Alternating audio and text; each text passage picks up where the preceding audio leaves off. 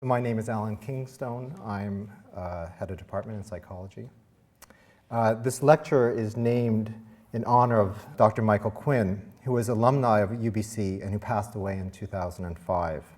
The eldest of 9 children, Dr. Quinn left home at 17 to work on a variety of hardscrabble jobs so that he could save enough money to put himself through university. He entered the UBC graduate program in clinical psychology in 1965, and he received his doctorate in 1969. At that time, he was actually the second person to receive a PhD from the psychology department. Afterwards, he went on to have a long and distinguished career in clinical psychology at Riverview Hospital in Coquitlam. Whether a psychology student here at UBC or as a practicing clinician at Riverview, Dr. Quinn had an abiding interest in memory, consciousness, and cognition. Now, in order to promote basic research in these areas, Dr. Quinn bequeathed to the psychology department an extraordinary endowment of $1.4 million. That amount was later increased to $1.6 million thanks to the generosity of the Faculty of Arts here at UBC. The interest on this endowment is being used to fund a number of very innovative programs, one of which is this annual Quinn Memorial Lecture. In keeping with Dr. Quinn's wishes, the lecture is intended to highlight cutting-edge research on memory, consciousness, and cognition that has a theoretical as well as a practical and real-world significance.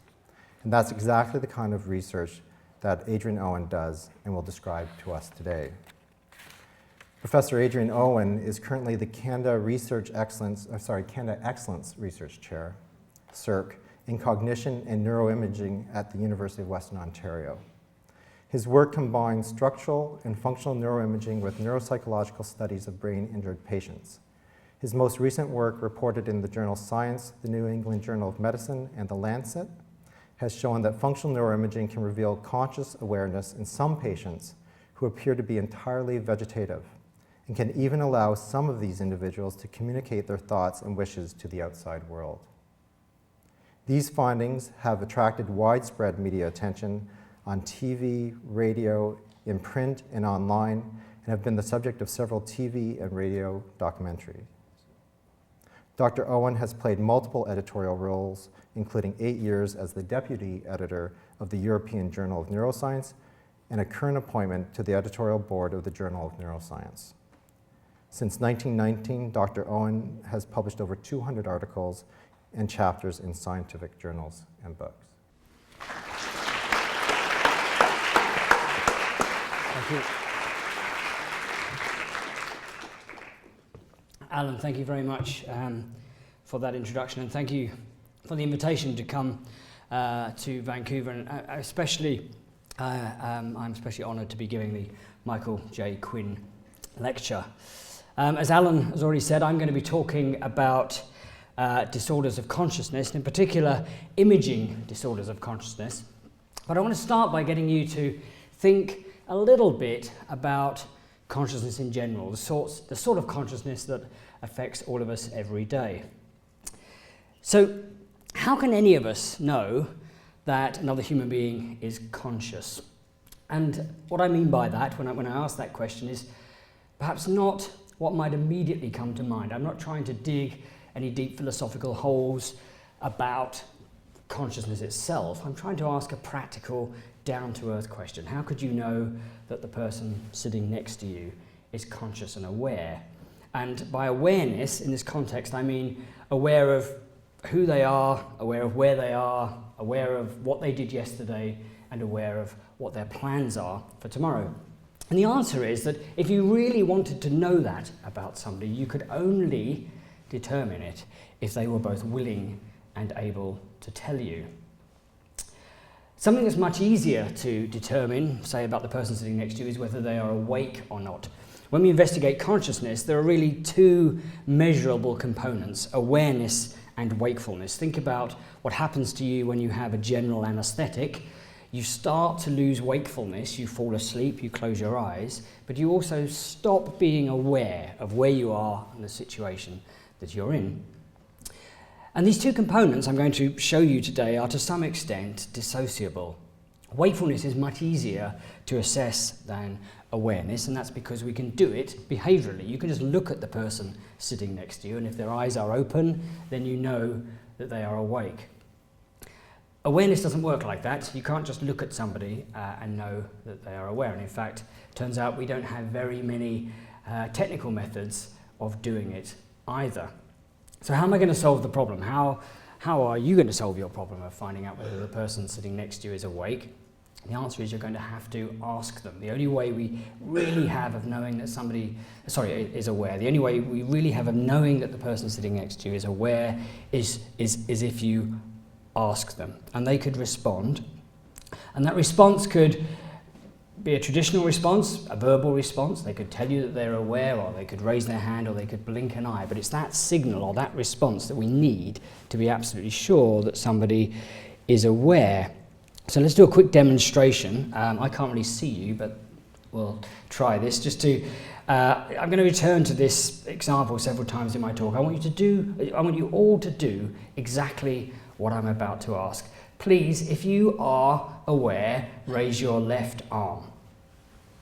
Excellent. Right, you can put it down again. You're all aware. Now what you've all done there is what my clinical colleagues refer to as command following. I issued a command or a request. I said, please raise your left arm if you're aware, and you all did it.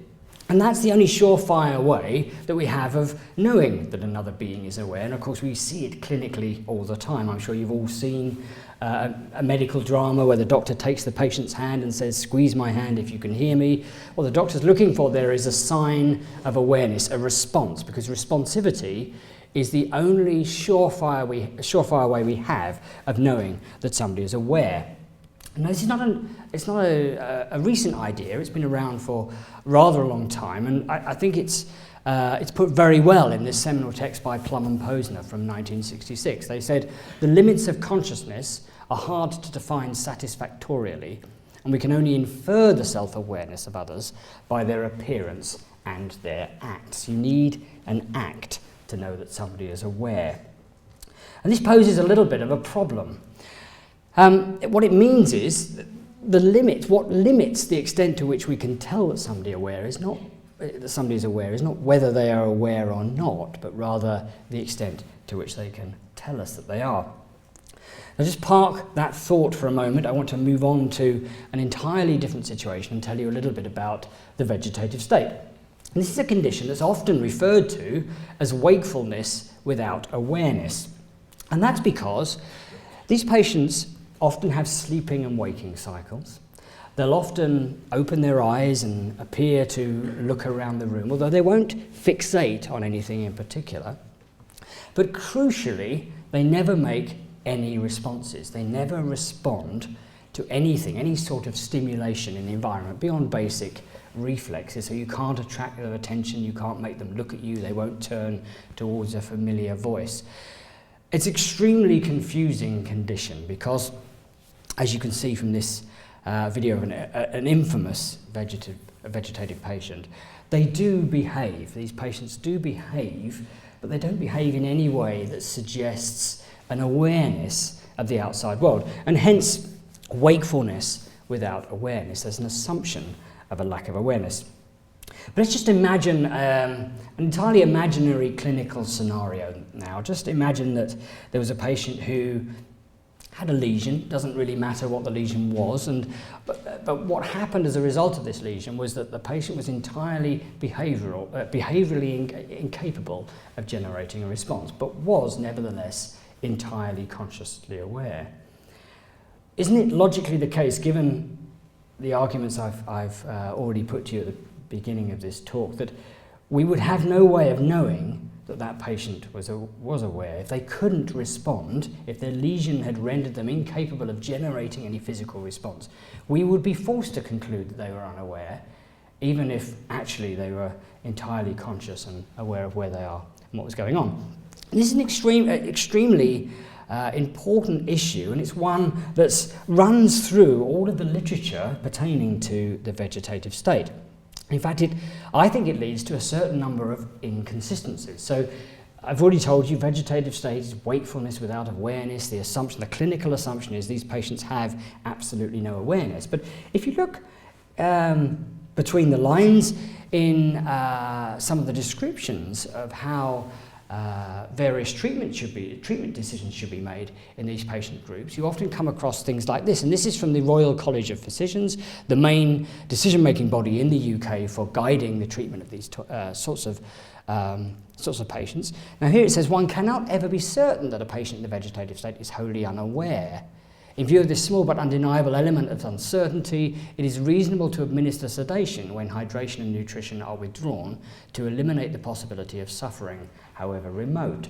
So I'm not arguing with the sentiment. Clearly this makes a lot of sense. If you're going to withdraw nutrition, hydration, sedating the patient just in case is a good idea. But clearly a lot of people worry about this. Are these patients aware or aren't they? And the reason this is so complicated is because the vegetative state isn't something that stands alone. It's one of a whole cluster of disorders that we now often refer to as disorders of consciousness. It's one of several things that can happen to you after you've had a very serious brain injury. Now, typically all of these patients go through a period of coma. Coma and vegetative state can be differentially diagnosed using wakefulness. Coma patients typically don't have sleeping and waking cycles. To you or I, they would appear to be motionless and asleep. Vegetative patients, as you've just seen from the example I've given you, often open their eyes and wake up and even have some more elaborate forms of behaviour. Another thing that's often confused, particularly by the media, is the relationship between vegetative state up there and brain death. And these are really quite different conditions, and I think it's easiest to illustrate this to you using positron emission tomography data, using fluorodeoxyglucose or FDG. If you do that in the brain dead patient, you see what is often referred to as the hollow skull phenomenon. There is no glucose metabolism going on inside the skull because the brain is dead. Brain death is irreversible. No patient ever came back from true brain death. Compared to the healthy brain, you can see that the vegetative state doesn't really look like brain death at all. Clearly, it's not healthy. The glucose metabolism doesn't look anything like the healthy brain, but it's clear that it's not that there's nothing going on. But glucose metabolism only really tells us about potential. It only tells us about the potential of these patients, or the brains of these patients, rather than activity per se. The areas where the greatest confusion arises are up there towards the top between the vegetative state and the minimally conscious state, and to a lesser extent with the locked-in syndrome. A minimally conscious state is the condition where a patient is clearly able to, at least some of the time, demonstrate that they have some consciousness, but is not able to turn that into a reliable form of communication. So it's really all patients who fall between the vegetative state and those who are what we might refer to as severely disabled. Minimally conscious state patients, typically, if you ask them to move their hand or to raise their left arm, as I did with you, they'll be able to do that some of the time, but not reliably enough to be able to, say, raise their arm to say yes. Now, this is not just an interesting clinical or academic distinction. It's an incredibly important distinction between the vegetative and the minimally conscious state. And the reason is because most life and death decisions made about these patients, and you'll have all seen these played out in the courts and in the media, they all revolve around this issue of whether the patient is conscious or not, whether there is any indication of consciousness. And in the vegetative state, in order for there to be a diagnosis of vegetative state, the answer has to be no evidence of awareness, whereas in the minimally conscious state, there has to be some evidence of awareness. And these decisions about withdrawal of nutrition and hydration do not typically go on where the patient can be shown to be minimally conscious. So it can literally be a matter of life and death. The problem is there's a 40 to 45% misdiagnosis rate here.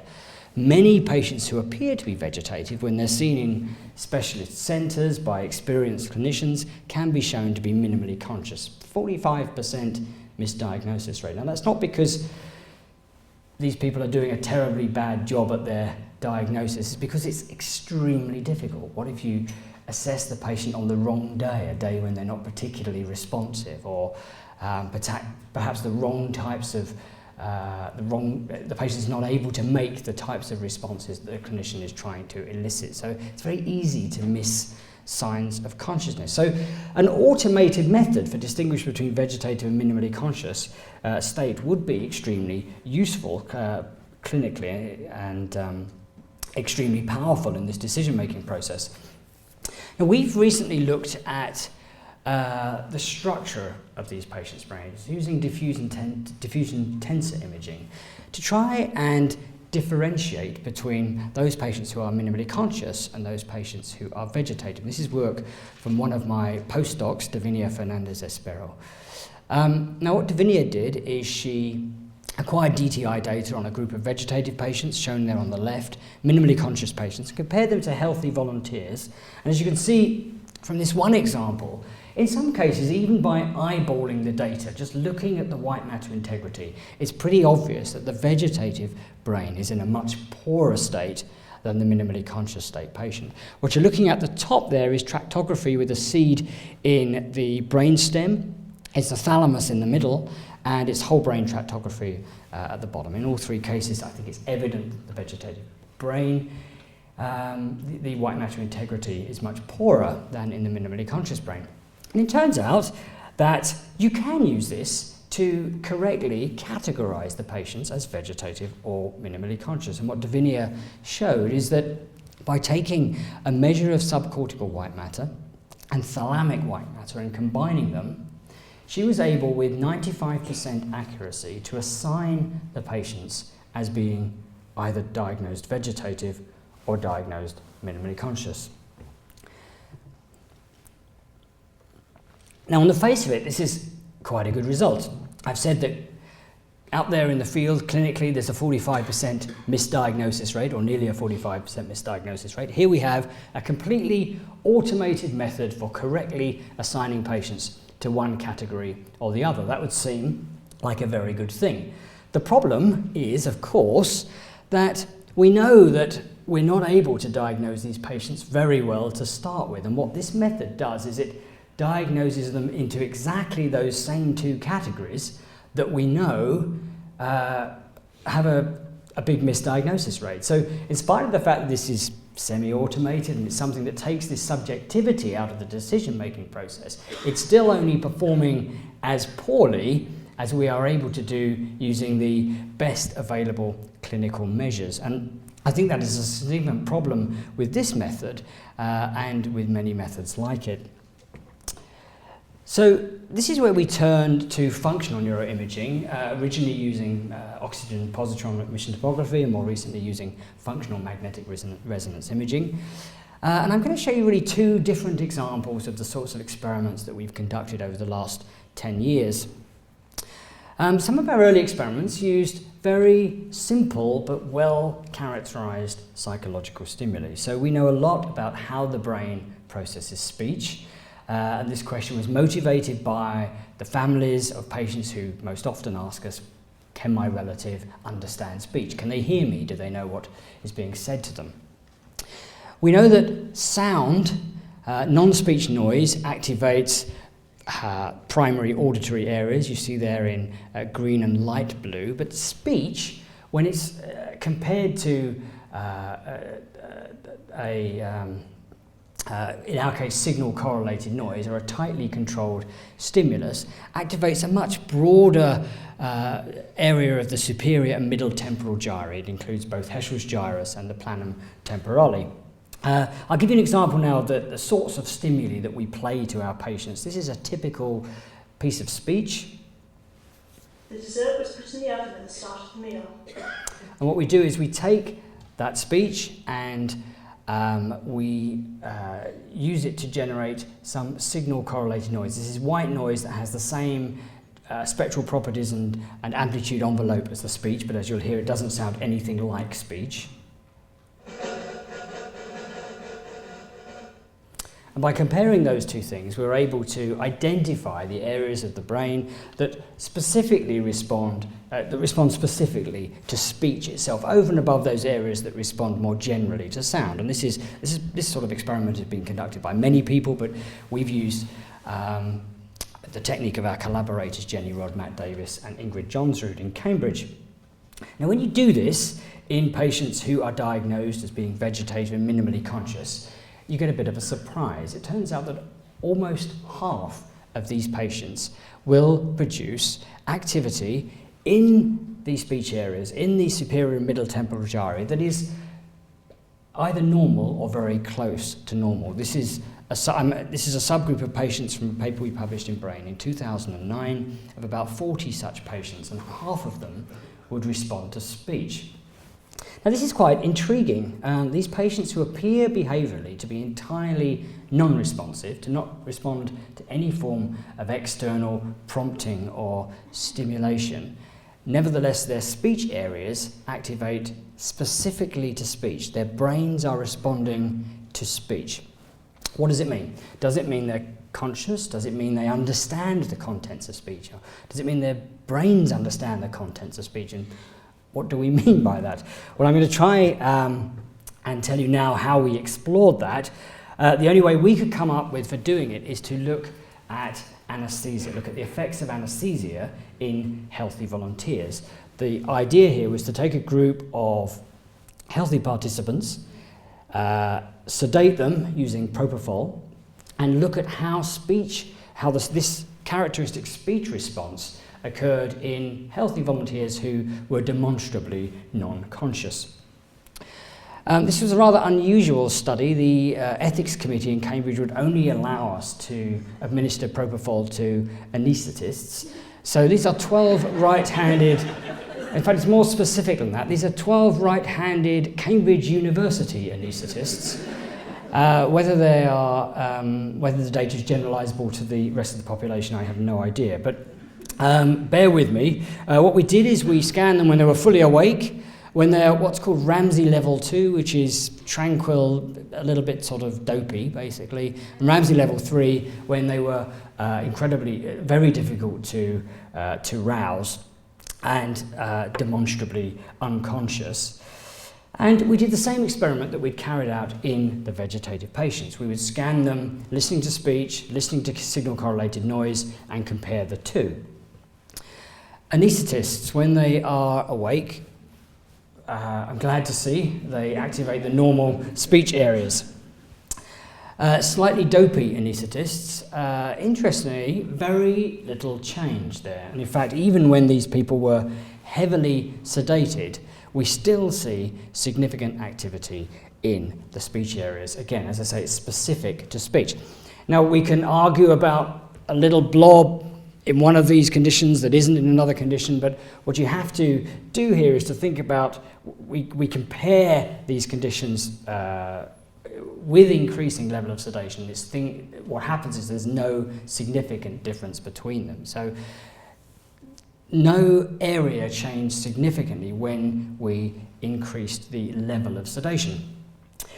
So if healthy participants, when they are deeply sedated, and I'll say demonstrably unconscious, if you like, or unaware, still activate their speech areas, clearly we can't say anything about awareness in vegetative state patients on this basis, because if these people are unaware, then clearly we know nothing about the vegetative state. And we do know, it's not that it tells us nothing, it does tell us that these patients' speech area is intact, this part of their brain is still working, their brain is still detecting speech as speech, but it doesn't tell us anything about awareness.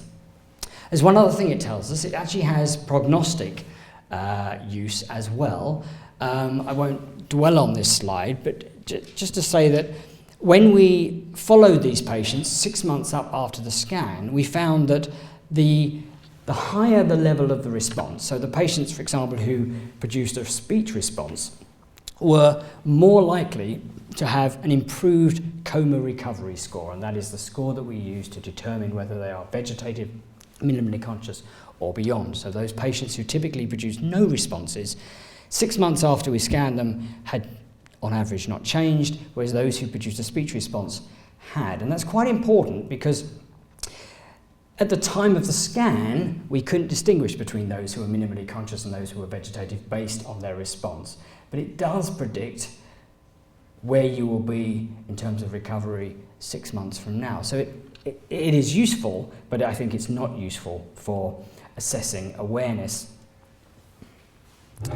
So it was at this point that we completely changed direction, and the rest of my talk is going to be motivated by the question we asked ourselves when we started to change this approach was really, well, what would we have to do to be convinced that somebody was aware? And it goes back to the example I had of getting you all to raise your hand. And we realized that really any of these experiments, the speech experiments are a very good example, where we were eliciting brain activity by just giving a stimulus to somebody. We could never be convinced of consciousness. What we really needed was a response on the part of the patient. Now we know these patients can't physically respond, so we turned to the brain.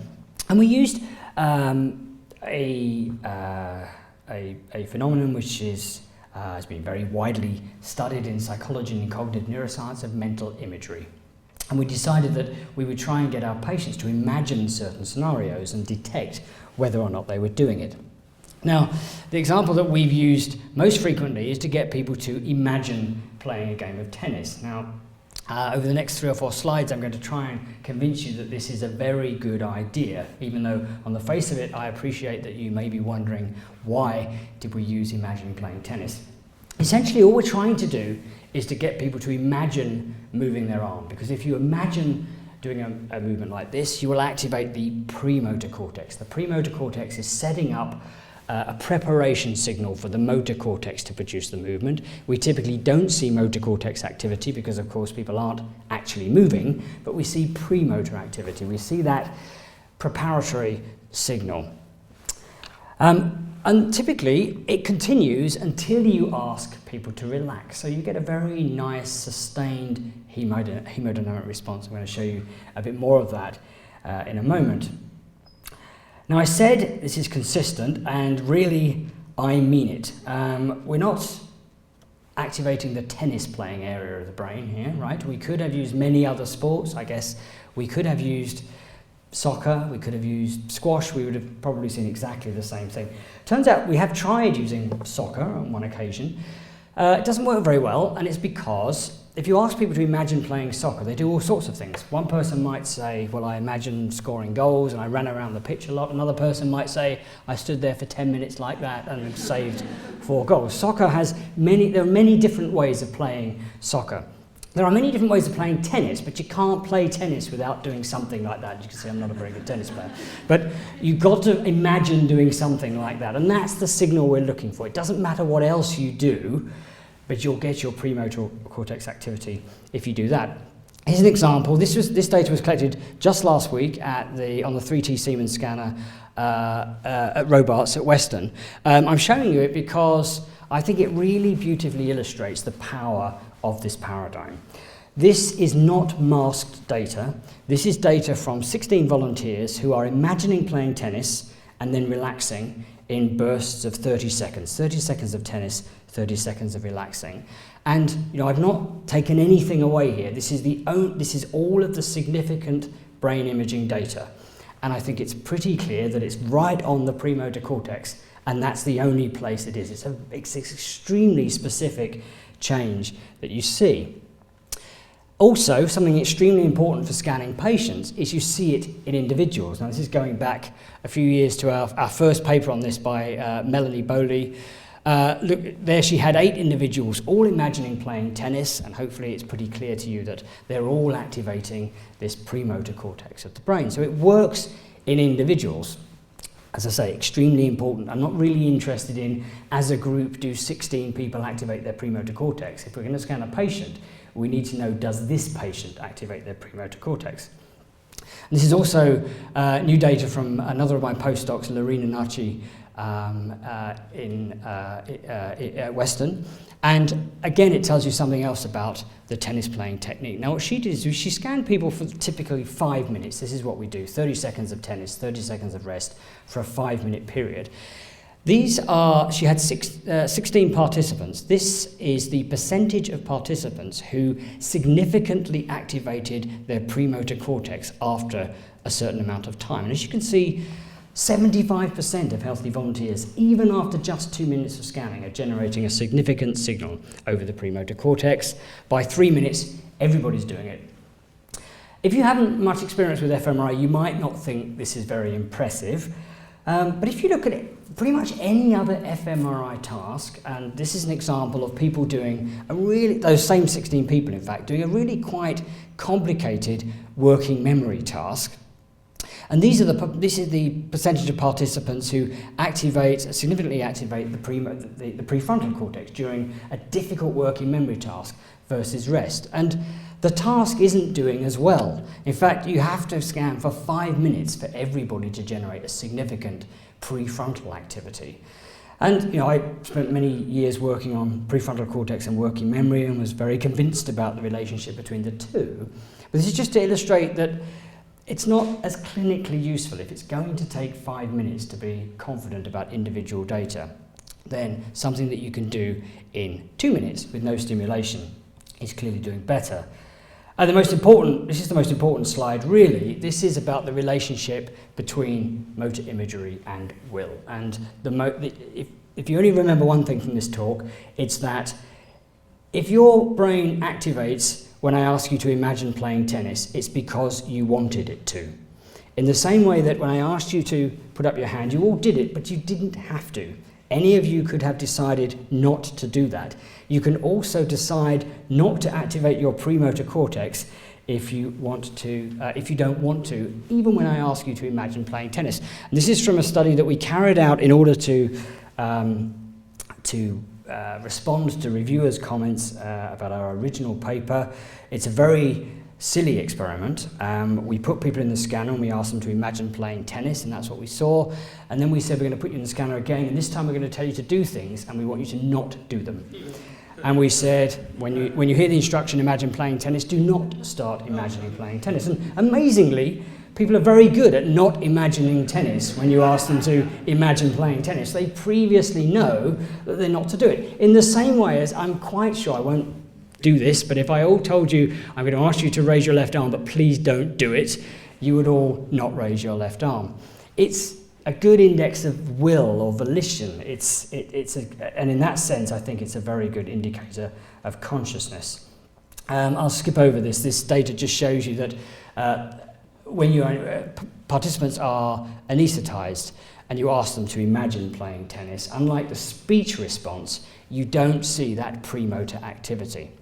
So this is not an automatic brain response. It's something that comes from within, something that you generate in the same way that when you raise your arm, that's something that you've decided to do, something that you've generated.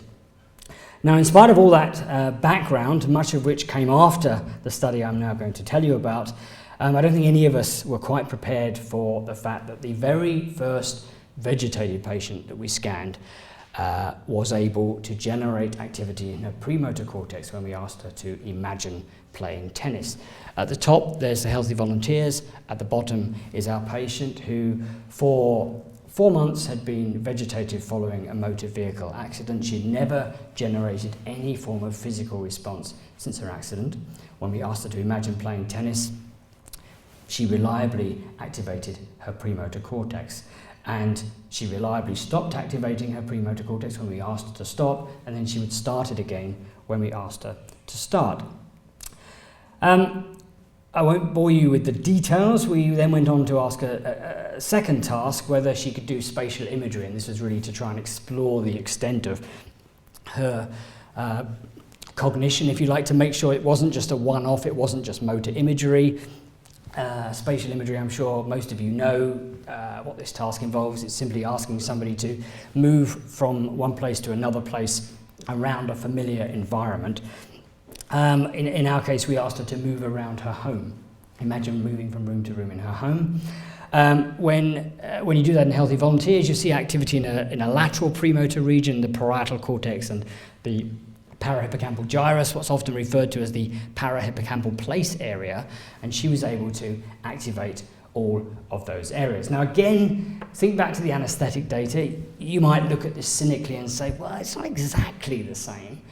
But the point is, if you look at her data, if you look at her functional data, she's entirely within the normal range in every area of her brain that was activated. The supplementary motor area, the premotor cortex for tennis imagery, the lateral premotor cortex, the parahippocampal gyrus, and the posterior parietal cortex for spatial imagery. In each of these areas, there was at least one, I think actually at least two, walking, talking people who activated less than she did. Now she appears to be entirely vegetative, right? So she's absolutely within the normal range for all of those things. The other point is, and again, this depends how much you know about fMRI data, but it's tempting to look at this and think, well, maybe this was just a one-off chance thing that occurred. And if you look at the hemodynamic response in this case it's in the premotor cortex, if you look at how the bold response changed, those are 30-second epochs of relaxing, imagining playing tennis, relaxing, imagining playing tennis. And it's that data that feeds into this statistical image that you're looking at on the left-hand side. And if you look at it, I think it's pretty clear that she's turning this part of her brain on and off to command. And it was this sort of information that, along with the sustained hemodynamic response, that's just pulling apart one of those epochs and showing that at the beginning of the 30 seconds you get a sharp rise in activity in the premotor cortex, and in spite of her having no other stimulation at all in the scanner, it's continuing throughout until we ask her to relax. And this is the sort of information that we put together in order to conclude that she wasn't vegetative at all. She was entirely conscious and able to generate and able to do command following, able to generate a willed response, albeit with her brain. Now, over the next few years, we identified 4 patients, about 17% of all of those that we scanned, who could do this, who could generate premotor activity when they imagined playing tennis, and other areas, more posterior areas of the brain, when they imagined moving around their house. About 17 patients who appeared to be entirely vegetative actually could do this command following in the fMRI scanner. And what we then did is we sought to try and turn this into a rather rudimentary form of communication. This is pretty straightforward. We basically said, if you want to say yes, imagine playing tennis. And I use this example from, this was again the first time we tried this experiment. This is not in a patient, this is in a healthy volunteer. This is somebody who gave me some possible names of people that they know, and I basically had to try and get that information out of them without them making any physical response. All she knew in the scanner was, if you want to say yes, imagine playing tennis. I include this slide to remind myself to tell you that this now is something we do in pseudo real time. We use Siemens 3T TIM Trio. We use the Neuro 3D software, which allows us to watch these changes happening typically over a 5-minute period. The person is still in the scanner and we ask the questions. Here's 2 examples. When I said, is your husband called Charlie? No discernible activity in her premotor cortex. When I said, is your husband called Terry? A little bit of activity, not a lot, but it's in exactly where you would expect it to be over the premotor cortex, and that's because she's imagining playing tennis. She's trying to give a yes, and it turns out that her husband is called Terry. And these are 2 other questions that we went on to ask just to show that, yes, I know what you're all thinking. I'll leave that one to the social psychologists. So this is communication. This person is communicating their thoughts, albeit thoughts that are somewhat constrained, about the names of people. She's giving me answers to questions I cannot possibly know the answers to. I'm running a little bit short of time, so I'm going to skip ahead. I'm going to just tell you that we did a study in healthy volunteers. Martin Monti, another, then my postdoc in Cambridge, tried this in 20 volunteers, asked 3 questions each, concrete things like, have you got any brothers and sisters? With 100% reliability, within 5 minutes, he was able to answer 3 questions for every single person. At that point, we felt we were ready to go to a patient. And we came across this patient who was scanned by my colleague Stephen Lauries and colleagues in Liège in Belgium. This gentleman was again involved in a motor vehicle accident. He'd been in a vegetative state for 5 years. So for 5 years, he had not been generating any responses to external stimulation, had been repeatedly diagnosed as vegetative. When we asked him to imagine playing tennis, that's what we saw on the left. When we asked him to imagine moving around his house, we saw a quite different pattern. And we then said, well, we're going to ask you some questions, and we want you to imagine playing tennis for a yes, and we want you to imagine moving around your house for a no. And we flipped these around in a controlled manner to change the questions, to change the 2 types of imagery for yes and no.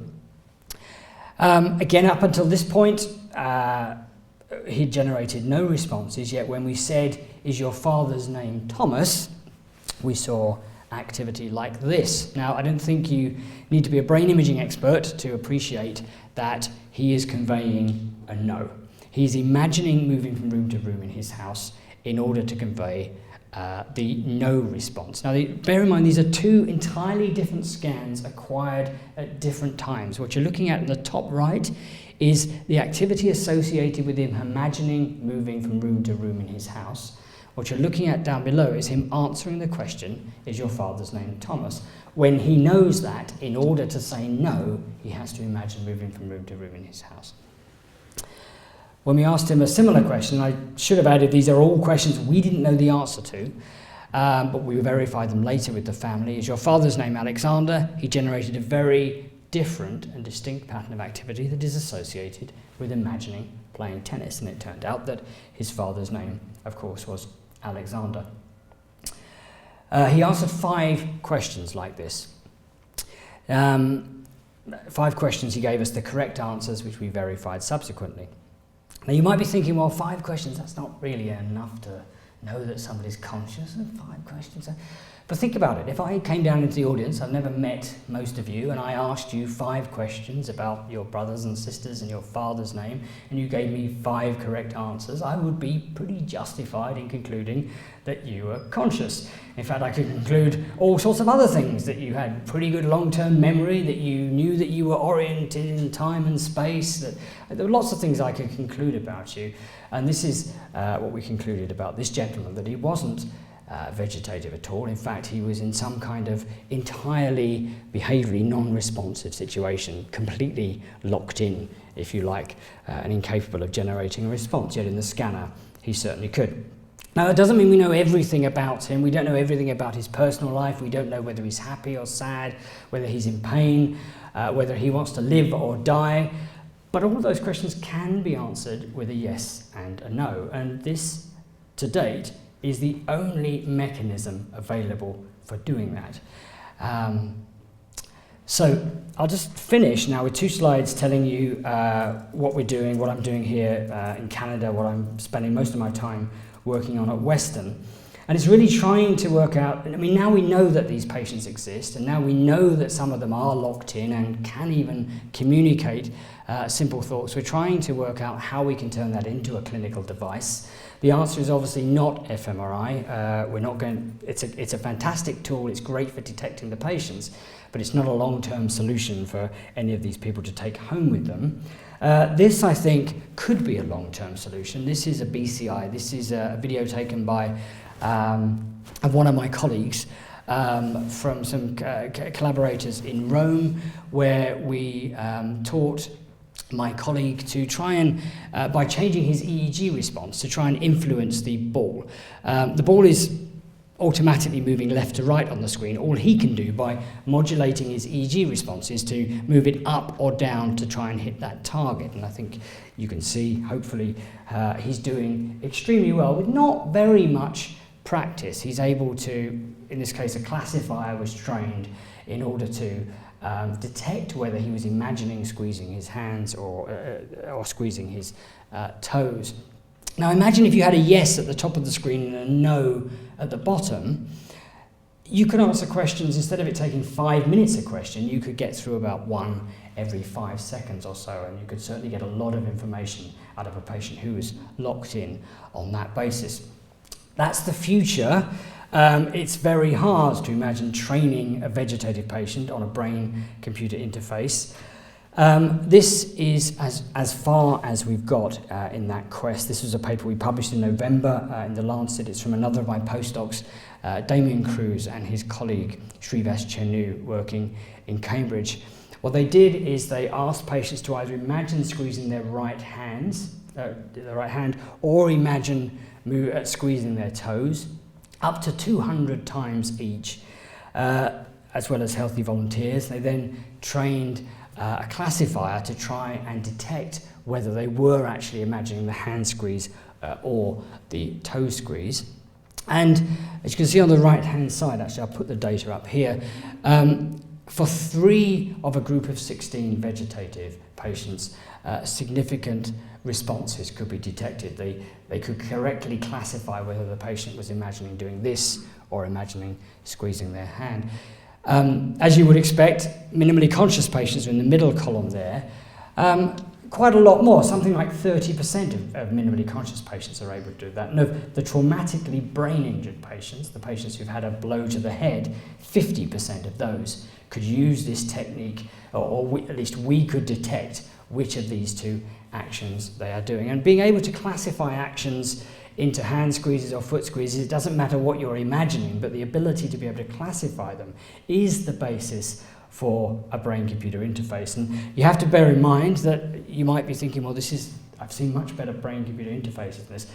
This is with no practice. This is no training whatsoever, which is what we're aiming for with the patients. We want to sit them down and have them do something that they can do with no training at all. And as I say again, in almost 20% of our patients who appeared to be entirely vegetative, we were able to classify their EEG responses without any training. So I'll end by going back to that Plum and Posner quote: "The limits of consciousness are hard to define satisfactorily. We can only infer the self-awareness of others by their appearance and their acts." Why I think this is such an interesting quote is that I'm sure in 1966, long before most of the techniques that I've talked to you about today were even thought about, Plum and Posner were certainly referring to acts like raising your left hand or speaking, traditional physical acts of communication. And I think we are now in a situation where we can talk about brain acts. We can talk about an act as being something that comes solely from your brain. And I believe in future we'll be able to use that to reliably drive a brain-computer interface and allow some of these patients for the first time to be able to communicate their thoughts and wishes to the outside world. I have loads of great people that work with me. I get all the good jobs like flying around talking about what they do. Some people that stay behind at the MRC Cognition and Brain Sciences unit, many people travel with me: Damien Cruz, Davinia Fernandez-Espero, I talked about, and Lorena Nachi's work. 3 postdocs came with me from Cambridge to University of Western Ontario. Martin Monti has now moved to UCLA, and I have a long and enjoyable collaboration with my colleague Stephen Norris and his team at the University of Liège. And all of our patients were scanned at the Wolfson Brain Imaging Centre in Cambridge. Thank you for your attention.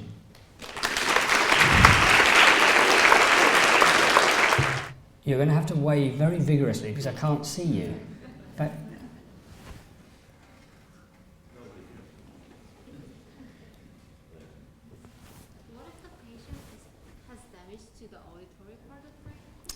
the question is, what if the patient has damage to the auditory cortex? That's a very good question, and it's one that I should have covered. So what we do, I've sort of given you a snapshot of the sorts of paradigms that we use in these patients, and obviously it's extremely important to first verify that their auditory cortex is intact, because if a patient can't process speech, then when we ask them to imagine playing tennis, they're not going to do it.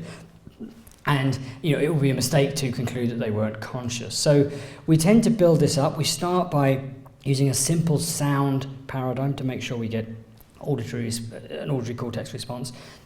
Then we move on to speech to verify that there's a speech response. And then we move on to the more complicated volitional tasks. But there's a sort of a more important answer to your question, which is that the importance of not concluding anything based on negative findings in this population. It's extremely important because it's very seductive to look at a brain that doesn't respond and say, well, that patient's unconscious or that patient is unaware. And of course, that isn't the case for exactly the reason you've just said. It is entirely possible that patient is deaf, or that patient doesn't understand the question, or that patient fell asleep. Just as I said to you, any of you could have decided to not raise your arm. At the end of the day, a patient could decide to not imagine playing tennis, and that's not a reason to conclude that they were unconscious or unaware. So actually, we tend to return a result, a negative result, we tend to return as we couldn't conclude anything. We were unable to get a good scan. We were unable to determine anything based on the scan. Whereas a positive result, of course, it's an entirely different matter.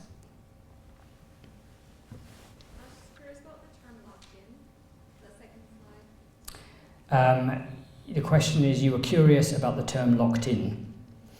So, well, I'm not sure if you're curious because I scooted around that issue or not. I mean, the problem with locked in is that the locked in syndrome is a very specific clinical condition that refers to a patient who has sustained a brainstem injury and is typically only able to move their eyes and sometimes blink their eyes. I'm sure many of you have read books or seen movies about patients like this. There's a little bit of a confusion because we tend to use the term to refer to the actual condition that our patients are in, which is that they are phenomenologically locked in the sense that they're locked into their heads, they're unable to generate a response. But it's confusing because that doesn't mean they have the locked-in syndrome, which is a specific clinical condition. So I intentionally was a little bit vague about that, but that's the situation. We have a group of patients who, I think a good description of them is that they are locked in, but unfortunately that terminology has already been applied to a slightly different condition. We are sort of looking at patients who are sort of extra locked in or totally locked in or completely locked in. I was wondering, how did the family or the doctors respond to your information? So when you perform the task and you give the family or the doctors this information about they're responding or not, how do they respond? Yeah. How do they change? So the question is, how do the family or the doctors respond to our information about the patients? I can't talk about any patient particularly, but I will tell you about what generally happens. Almost always, this, maybe this is not what you'd expect, but this information is received very positively. I would say for most families, and this includes those for whom we return a negative result, they always believe that the patient has some residual consciousness. Most families will say to us, well, when you're not here, he follows me around the room. Some patients even claim to be able to communicate routinely with patients, but we're entirely unable to replicate that when we're in the room. And obviously, without any evidence, one has to assume that there are other things going on. So in many ways, I think what we're doing is, fortunately, perhaps for us, emotionally, we are verifying what they thought they knew anyway. We're verifying that the patient does actually have some residual cognition. So it doesn't generally generate any huge surprises. So if I'm imagining playing tennis, I will presumably activate my premotor cortex, but if I'm actually playing tennis, then I'll activate also my motor cortex proper. Now, presumably, these patients that can imagine playing tennis and activate their premotor cortex, if you told them to move, they're not going to activate their motor cortex. They can't send those commands to the body. Have you thought about what that means in terms of they can, through their own will, imagine something and activate part of the brain, but not, say, the motor cortex, and that's why they can't move in actuality? Yeah. I'll paraphrase your question. It was, have you thought about the relationship between premotor cortex and motor cortex? If patients can't actually move, what does it mean? Why is it they can imagine moving but they can't actually move? So I have no good answer to that question. Part of the reason is because we don't have that many patients who can do this. We're probably at 4 or 5 now over the last few years. What Davinia Fernandez Espejo is doing at the moment is conducting an experiment to look at exactly this in healthy volunteers. Because one thing we found recently is that it's much better to get people, to tell people to actually move, even if they don't, than to tell them to imagine moving. I mean, we went into this area 5 years ago thinking mental imagery was the way to go. It turns out you get even stronger responses, more reliable responses, and particularly in the EEG, if you ask people to actually squeeze their hand, even though they can't. So again, it suggests it's something about the setting up that actual action, and what Davinia is doing in healthy volunteers at the moment in fMRIs is looking at people who are imagining playing tennis, who are actually carrying out the actions, pseudo actions involved in playing tennis, to try and answer this question, because we really don't know. We don't have enough patients that we can look at the lesion and say, right, it's a thalamic problem. All of them have got an interrupted thalamocortical circuitry that's producing this situation where you can get the preparatory output, but you can't turn it into a motor response. So I really have no good answer to you, but it's something we're very keen to try and understand.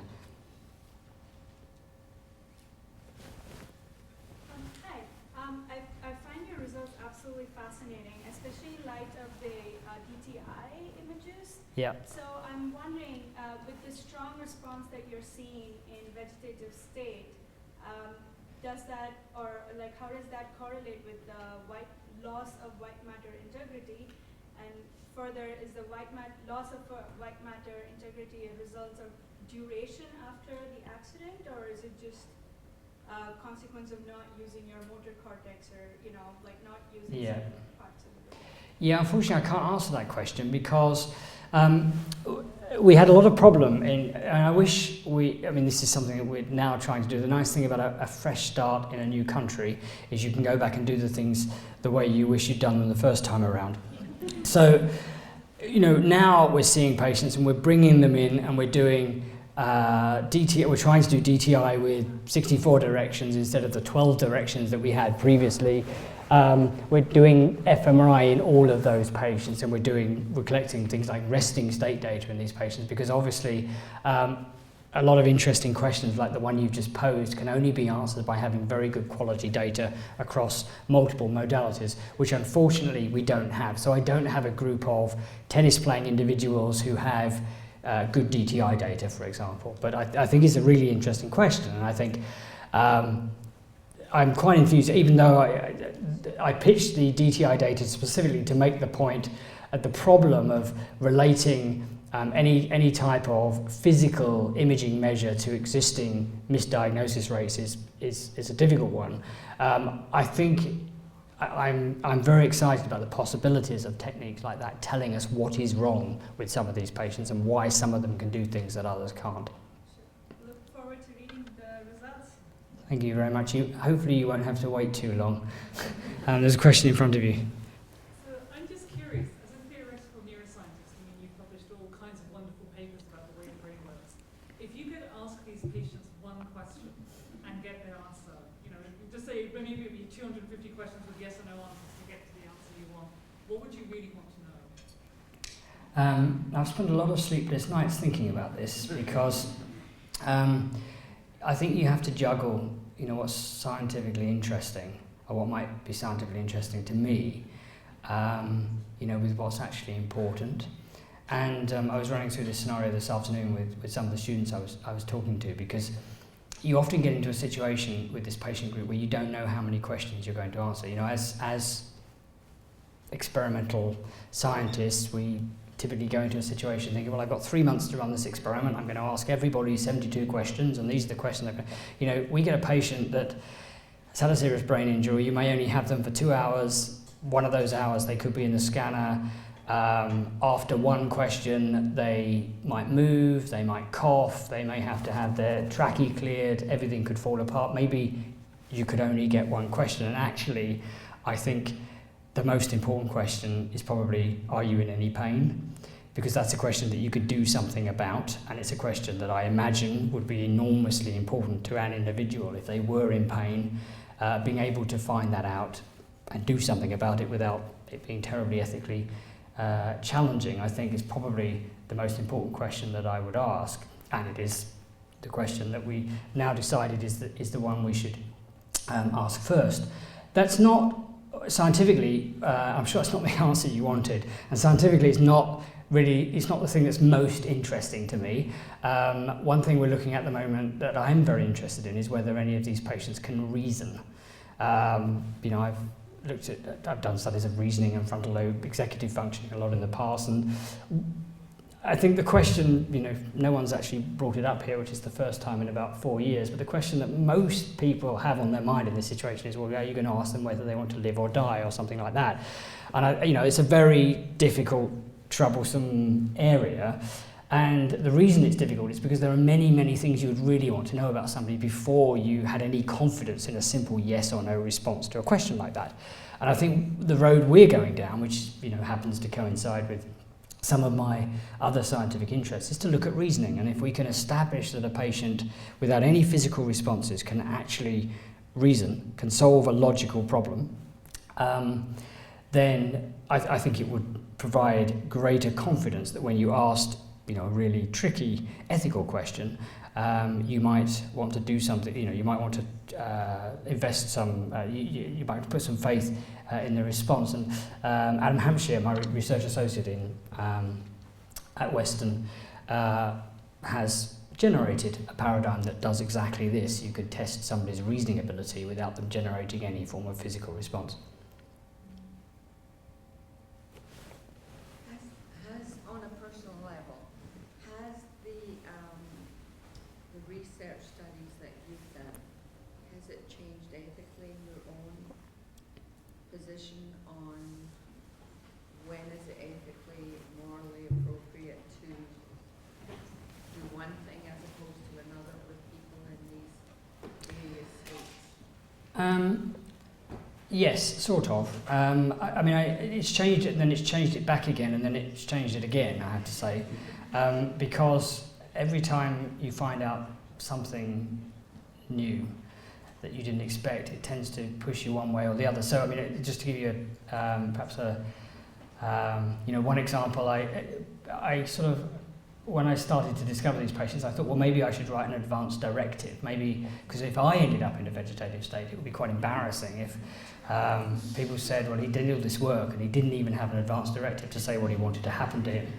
So I thought, well, I'll write an advance directive, and then at least whatever would happen to me, will be carried out to my wishes. And then, when I sort of started to get into it a bit more and think about it a bit more, and we had more patients that generated responses, I started to think, well, but if I had an advance directive and I changed my mind, that would be really bad. If I had to actually witness people carrying out something that I'd written, but I'd changed my mind and I couldn't convey this. So the more sort of elaborate, once we get into especially when we get into the territory of brain-computer interfaces and the possibility, which I should still add, I think is a few years off, but the technologies is all in place to do it, but the possibility that we might actually be able to communicate on a routine basis with one of these patients.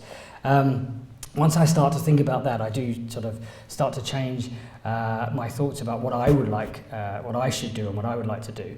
As far as my view of what should happen to other people, it's quite important that there are big problems. There are many, many things we haven't solved. We really are still at the earliest stages here, because for a start, we don't know what to do with negative findings. We can't act on negative findings. So, I think some of the techniques that I've shown you today would be extremely useful for deciding that you might not want to take action in a patient because you found out they're conscious, but it wouldn't be useful for determining that a decision to allow a patient to die should be made. And I think that's a really tricky problem that we need to solve, and I don't have an answer, and I don't believe anybody does yet. So that's a big issue. And the third thing, the third point that I should state is that most of the patients that we've seen to date have been relatively stable. So these aren't patients where typically people are making life and death decisions. They're patients who've gone beyond that point. They've survived long enough that they're in long-term care facilities, in nursing homes, in hospitals. And typically, you know, they're not, most of them are not subject to decisions about life and death. Those things tend to happen in the intensive care unit much earlier. And that's something we're starting to explore now, as to whether we can take some of these techniques and use them in the ICU to, I guess, prognosticate, you might call it, to try and predict which patients are going to recover and which ones aren't going to recover, and what degree of recovery there might be. And I'm hoping there are going to be some nice surprises in that area.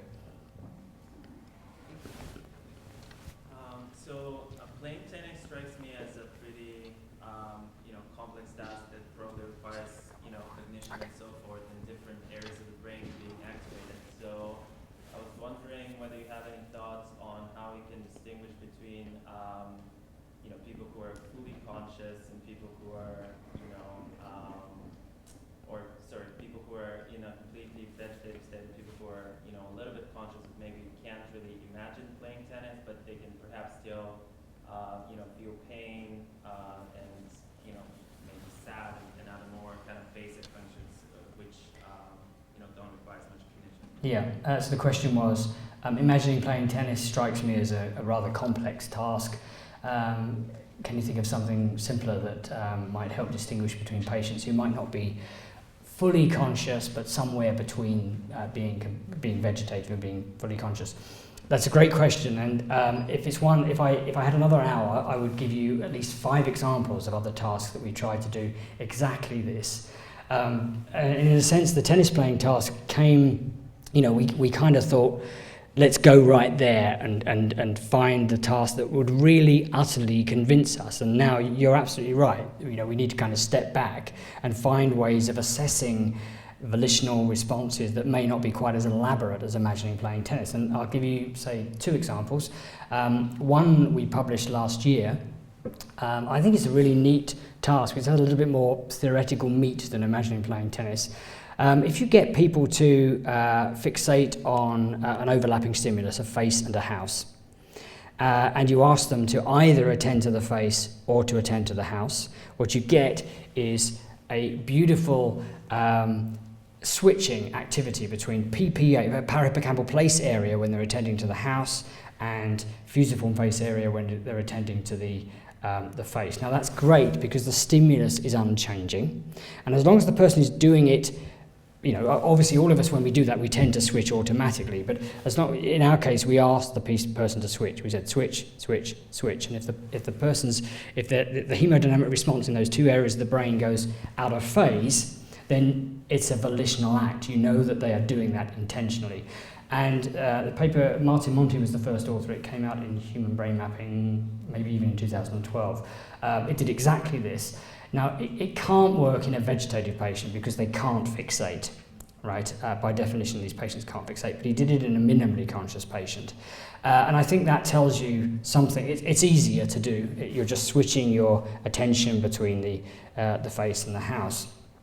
Another example, an easier task that Lorena Narchi, another of my postdocs, has worked on and has shown is very effective in healthy volunteers, and we've yet to find a patient, but it's a very simple task, is to just get people to attend to, you give them a whole stream of auditory stimuli that involve bursts of yeses thrown in into the auditory stream, and then bursts of no's, and you get them just to attend to what it is they're trying to convey. Now, this isn't, the reason this, and it works very, very well. In healthy volunteers, you can detect extremely easily whether people are either responding to yes or responding to no, and from that you can decode that they're answering yes or no to a particular question.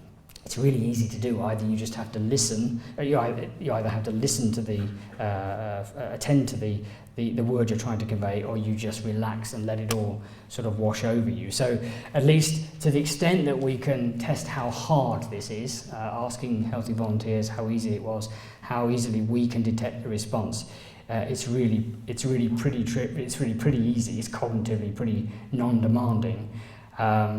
And we can very reliably detect yeses or nos in a healthy volunteer. So that's that's one other way to go. I think I have to stop there, so thank you all for staying around so long.